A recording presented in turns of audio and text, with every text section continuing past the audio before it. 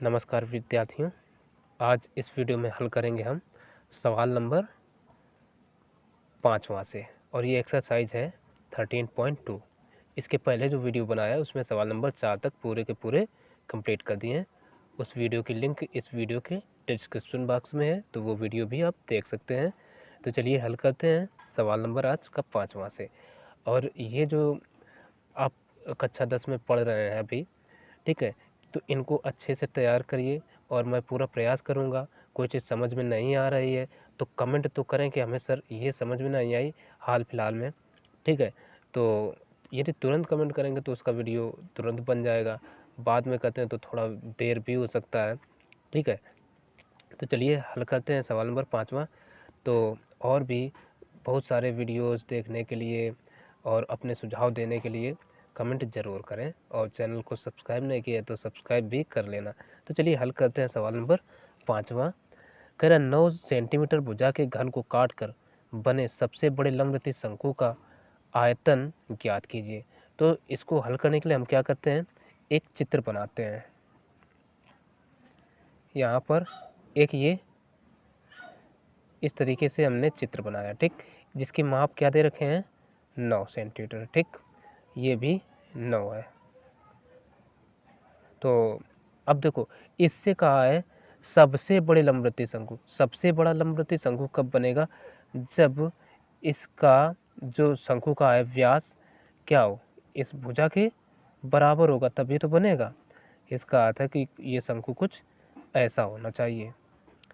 तो हम यहाँ पर ये देखो शंकु बना दिए, ये शंकु बन गया इस लंब घन से, ठीक। तो अब देखो यहाँ पर घन का व्यास कितना हो जाएगा, ये भी तो 9 ही रहेगा, ठीक है ना। तो त्रिज्या यहाँ से त्रिज्या कितनी हो जाएगी, ये इतनी भुजा हो जाएगी 9/2 और 9/2 ये भी रहेगी और पूरी भुजा क्या है 9 है, ठीक। अब देखो यहाँ से अगर हम इसकी ऊंचाई देखें शंकु की तो ऊंचाई भी तो 9 ही होगी क्योंकि ये भुजा है, भुजा से भुजा तक मिली, यानी ये 9 ऊंचाई भी रहने वाली है, ठीक। तो हम लिख सकते हैं इधर घन की भुजा घन की भुजा यानी ए बराबर कितना है, सब 9 है। तो 9, अब ये है का में सेंटीमीटर, तो सेंटीमीटर लिख लो। अब देखो शंकु इससे जो काट कर ये निकाला गया है, ठीक, तो शंकु की मापें यानी क्या होंगी, तो शंकु की ऊंचाई यानी h बराबर कितनी रहेगी, यहाँ से यहाँ तक है, चित्र में समझ सकते हैं। तो कितनी आई 9 सेंटीमीटर ही तो आई, तथा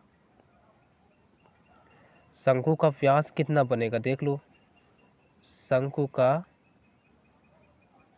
व्यास यही तो भुजा बन जाएगी ना व्यास शंकु का, तो ये होगा 9 सेंटीमीटर।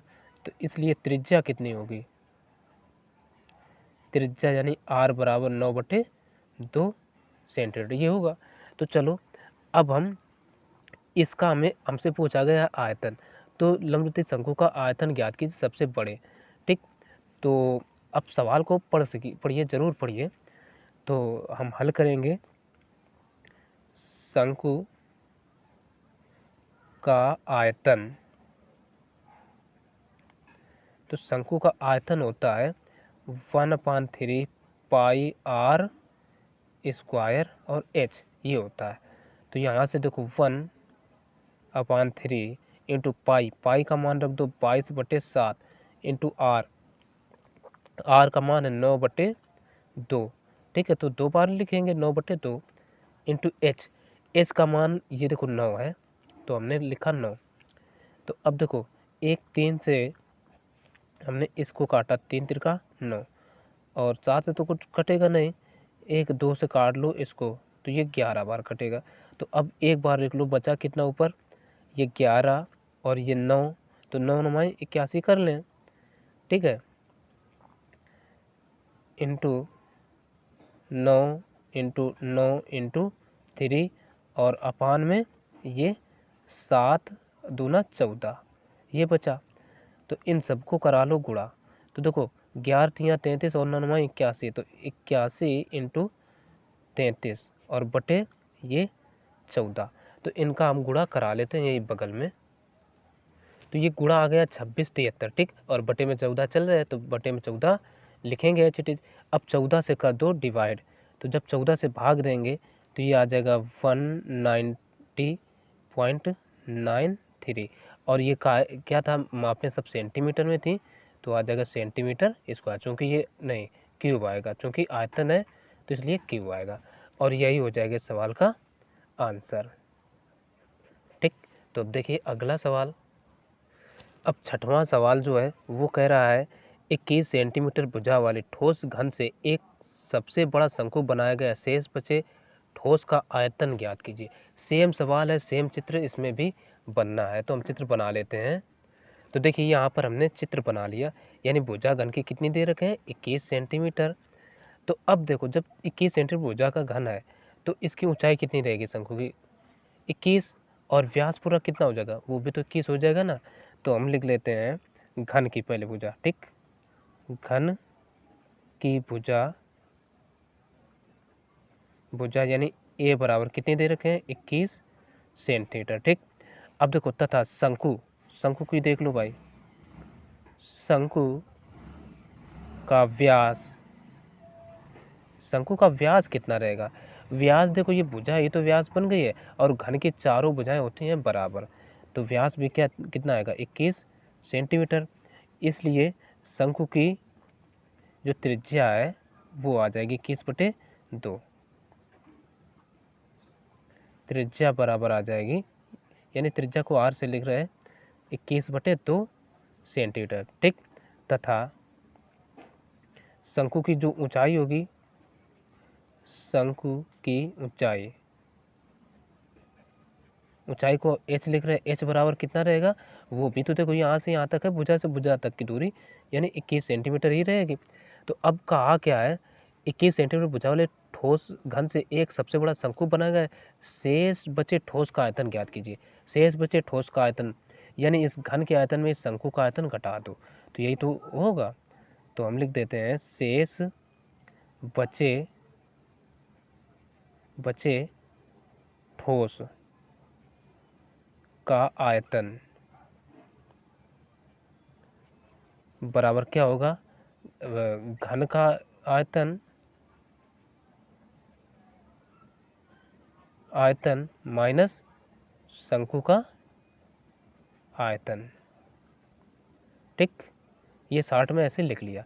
तो अब देखो घन का आयतन का सूत्र क्या होता है, भुजा क्यूब यानी ए क्यूब, भुजा हमने ए माना तो ए क्यूब, माइनस शंकु का आयतन होता है 1/3 पाई आर स्क्वायर एच।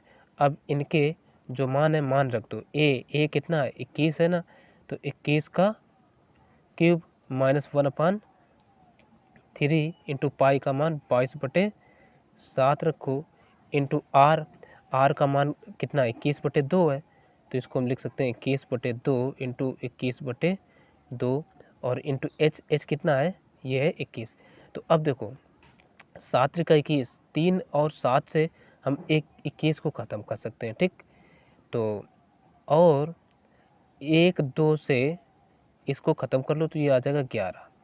तो अब बचेगा कितना, 21 का क्यूब होता है 92 61, ठीक, माइनस इनका हम जब गुणा कराएंगे तो ये आएगा, इनका सबका गुणा कराते हैं तो ये आएगा 48 51, ठीक। देखो 21 के साथ 441 का 11 में गुणा कराएंगे तो आ जाएगा 48 51, और बटे कितना बचा, ये बचा 2 से कर दो डिवाइड, ठीक है ना। तो जब हम 2 से डिवाइड करेंगे तो ये आ जाएगा, इधर से थोड़ा लिख देते हैं 92 61, माइनस इसको डिवाइड करो तो ये आ जाएगा 24 25.1 24 25.5, ठीक। तो इतने में जब हम इतना लेस कर देंगे तो आंसर कितना आएगा, वो आ जाएगा 68 35.5, और ये सब काय में था सेंटीमीटर, तो सेंटीमीटर स्क्वायर। तो ये हमने थोड़ा जगह की कमी के चलते ऐसे लिख लिया है, आप थोड़ा विस्तार से लिख सकते हैं। ठीक, तो चलिए देखेंगे अब अगला सवाल। अब चलो सवाल पढ़िए अगला, यानी 7वां नंबर। 7वां नंबर सवाल कह रहा है 7 मीटर भुजा वाले ठोस लकड़ी के घन से महत्तम संभव गोला बनाया गया है, शेष बची लकड़ी का आयतन ज्ञात कीजिए। तो यहाँ पर एक 7 सेंटीमीटर भुजा का घन है, ये देखिए एक इस तरीके से ये हमें घन तो मान लो बनाना मुश्किल है, ठीक है, इतनी जल्दी, तो और उससे फिर गोला बनाना, ठीक, तो इस तरीके से हम एक ये वर्ग बना लेते हैं, उसी से समझाते हैं। ठीक, ये मान लो एक वर्ग है बना, ठीक, अब हम इसको घन की तरह कंसीडर कर रहे हैं, तो इससे एक महत्तम ऊंचाई का एक गोला बनाया गया है। तो मान लो महत्तम ऊंचाई कितनी होगी, यही तो होगी महत्तम ऊंचाई, यानी इसकी भुजा कितनी दे रखे हैं, यहाँ से यहाँ तक की ये 7 माप है, तो 7 ये भी होगी, ठीक, और 7 इधर की भी होगी, ठीक, और 7 ये भी होगी, यानी चारों भुजाएं 7-7 होगी।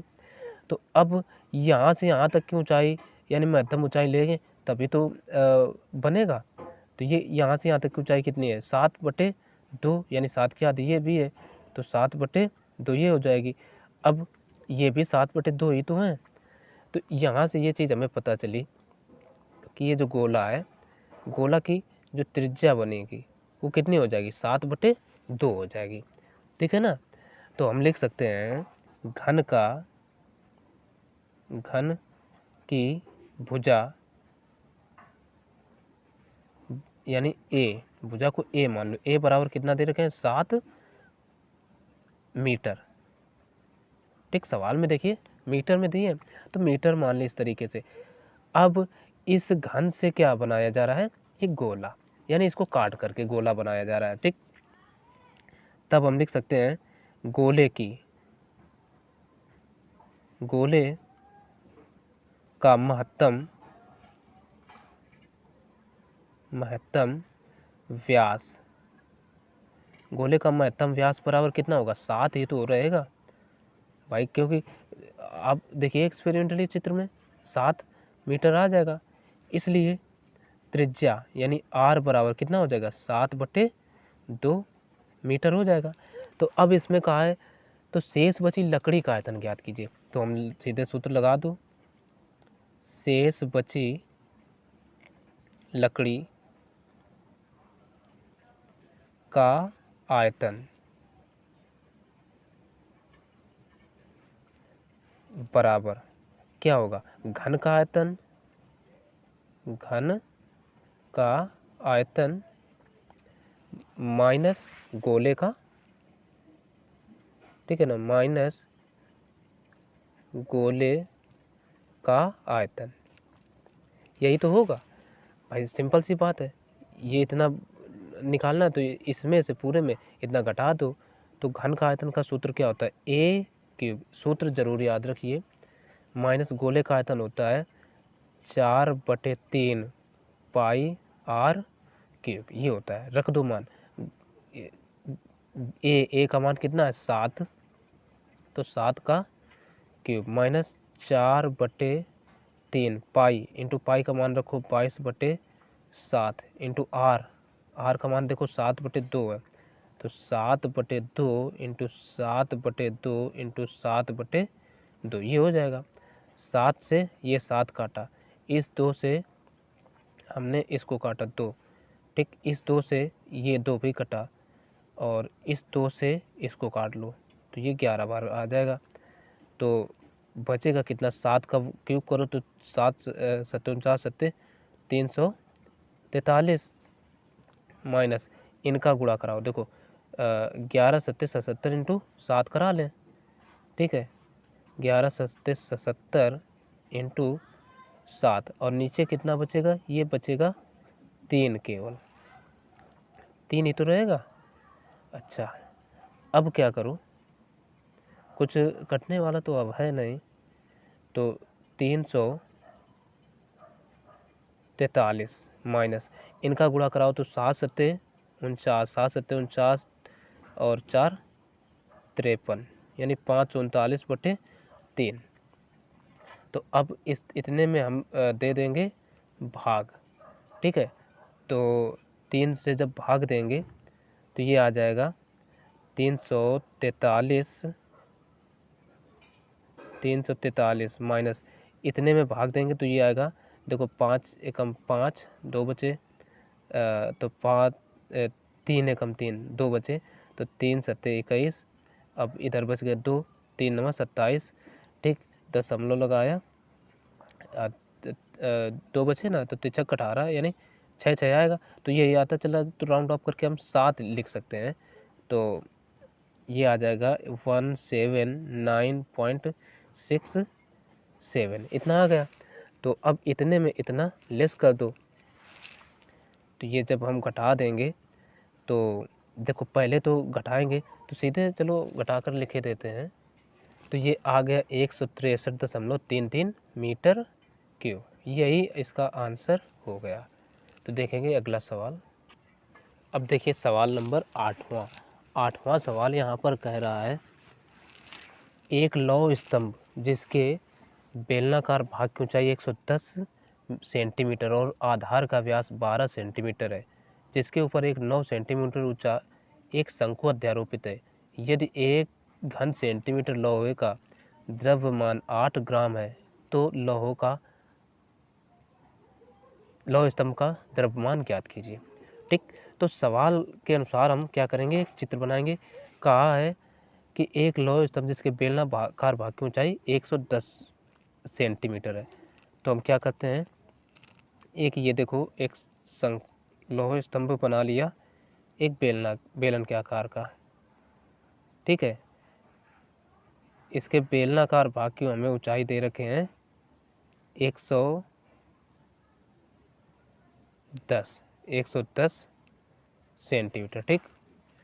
और कहा है जिसके ऊपर एक तथा, और आगे पढ़िए, कह रहा है आधार का व्यास 12 सेंटीमीटर, यानी ये यहाँ से यहाँ तक की पूरी जो माप है 12 सेंटीमीटर होगी, ठीक।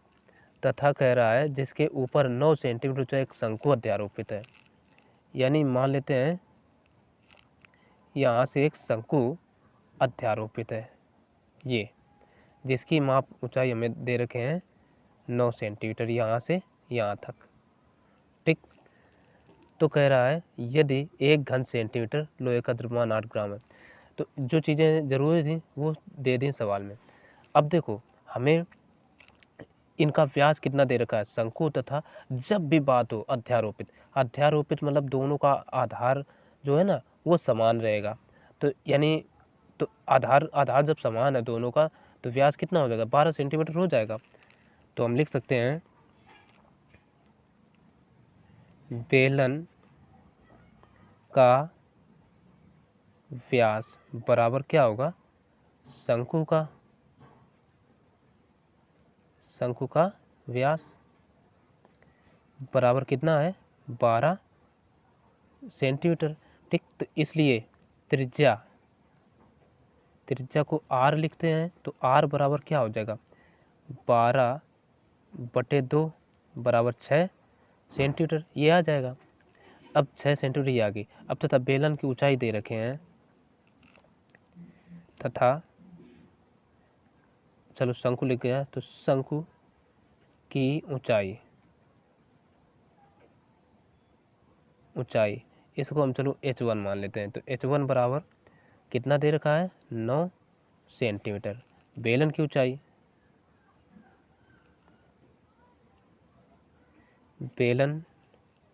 ऊंचाई इसको h2 मान लेते हैं, बराबर 110 सेंटीमीटर दे रखे हैं। तो कहा है पूरा हमसे लोहे का द्रव्यमान पूछा गया है, तो द्रव्यमान निकालने के लिए हमें आयतन निकालना पड़ेगा। तो हम लिख सकते हैं स्तंभ का कुल आयतन बराबर क्या होगा, बेलन का आयतन प्लस शंकु का आयतन। बेलन का आयतन और ये प्लस शंकु का आयतन,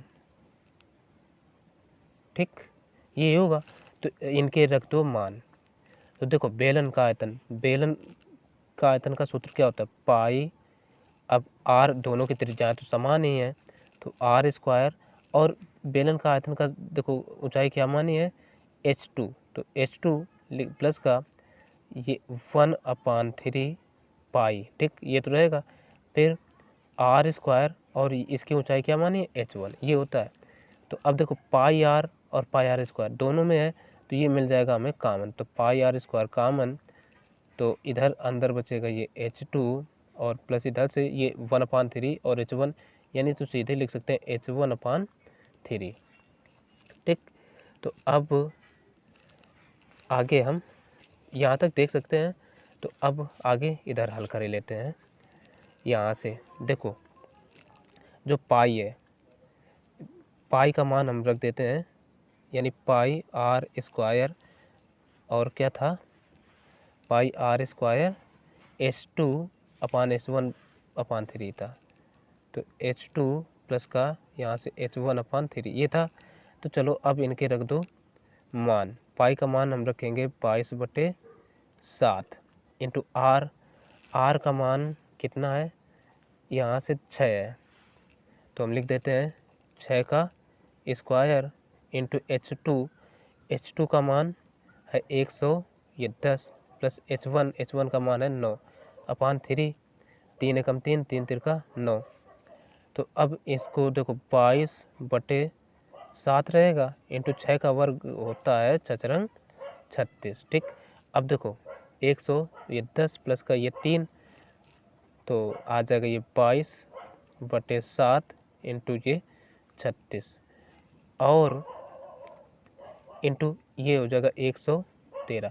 अब देखो ये कुछ 7 से कटने वाला तो है नहीं, ठीक है, तो इसलिए हम इनका सिंपल सा करा देते हैं गुणा।